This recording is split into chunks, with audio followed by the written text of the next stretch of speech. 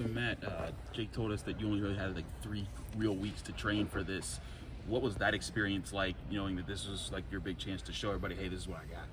Yeah, I mean, it was definitely a quick turnaround for me. The first 8 weeks I was down in Pensacola.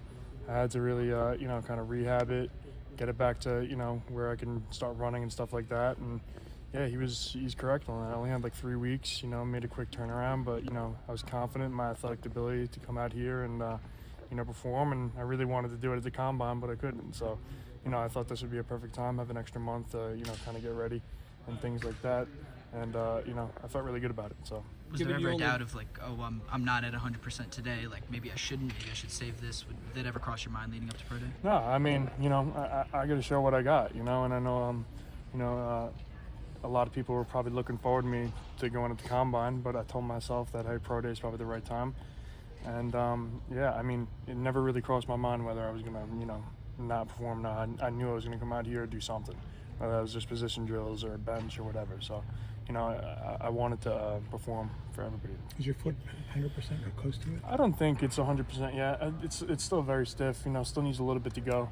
And I think just a little bit more time rehabbing. Really stretching out the tendon and getting it right.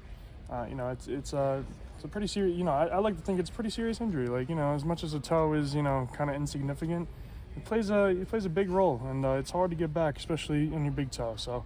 It's feeling kind of like 85-90%. I felt good enough to come out in here and do drills today. So. What did you feel about your performance today? I felt like it could have been better for sure. I'm always achieving to go better. Like that's kind of the guy I am. Whenever I have a great game, I want it to be better. Whenever I have a bad game, I want it to be better. So like, I felt like I'm not 100%.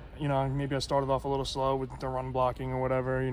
Coming out of my hips, and I think I was focused more on just like speed training than like offensive line training when I was down in Pensacola, but I only had 3 weeks to wrap it all together. So, I had to, kind of figure out which ones I really wanted to excel in. I think I did great in all of them now. So, given there was a short amount of time in between when you were able to start training and today, was there pressure to accelerate that process?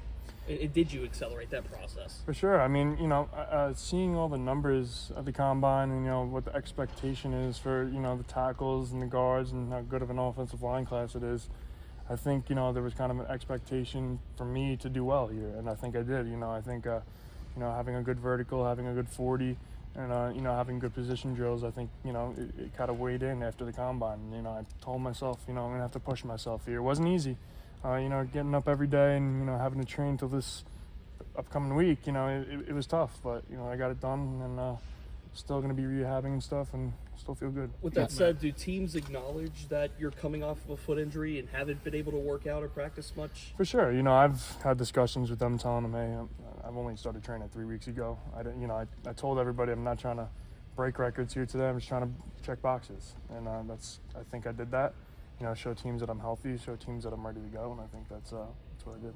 Matt, what does this place mean to you? This was your only Power 5 offer. I mean, you've played a lot of football here, and this is going to be the last time you're walking off this field. What's it mean?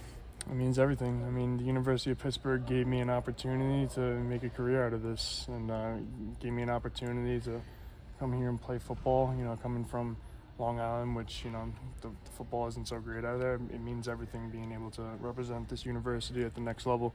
And, if I ever had a chance to come back in here and practice in here again, it would be great. But, I owe everything to the city. And, it'll always hold, a dear place in my heart.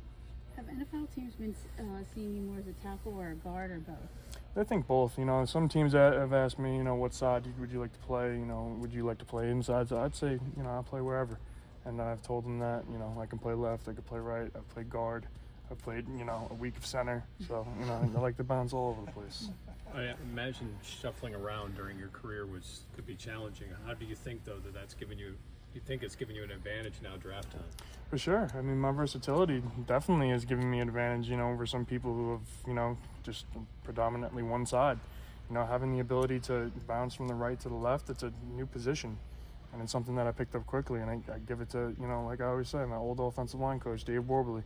He wanted to, flip us into different positions, and as much as we hated it, it benefited us because not a lot of people, they don't like to play different sides. And, it's something that he made us do, and we kind of grew into it and ended up liking it a lot. How important is your relationship with Jake just throughout your injury and also through the draft process now? It's been, it's extremely important to, I know that I've had a tremendous amount of recognition, but for my recognition to, come back and benefit him in this process as well, with all these offensive line coaches coming to see how great of a player Jake Creedle is. He's under the radar, but he should be above the radar. He's a great player. He's a great person. And, whatever team gets him is going to get a player who gives it their all at all times. And, I think it's really important to keep those relationships kind of, bounded together. And we've been doing that over the past couple of days, kind of telling each other, let's go, let's do this and that.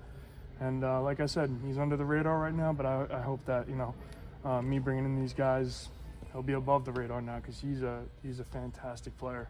He's got, a lot of strain in him, and he's got a lot of football IQ, and he's just a great person. So. Well, while you were rehabbing your foot, how much strength training were you able to do for your upper body? The same amount that, the other people were doing there. And, it wasn't tremendous. I was still doing lower body and stuff like that, but just like a regular, upper body and stuff like that. Did you hit the bench press maybe quota or, expectation that you set for yourself today? Yeah, I wanted to get 20. And, on the 19th rep, I kind of turned a little bit. And if I was able to rest at the top on the 19 rep, I know I would have got it up. But, 19, I'll still take it. I had it like around 17 or 18. Throughout the process, being able to get 19, close to 20, it's not bad. Anything final for Matt? Thank you.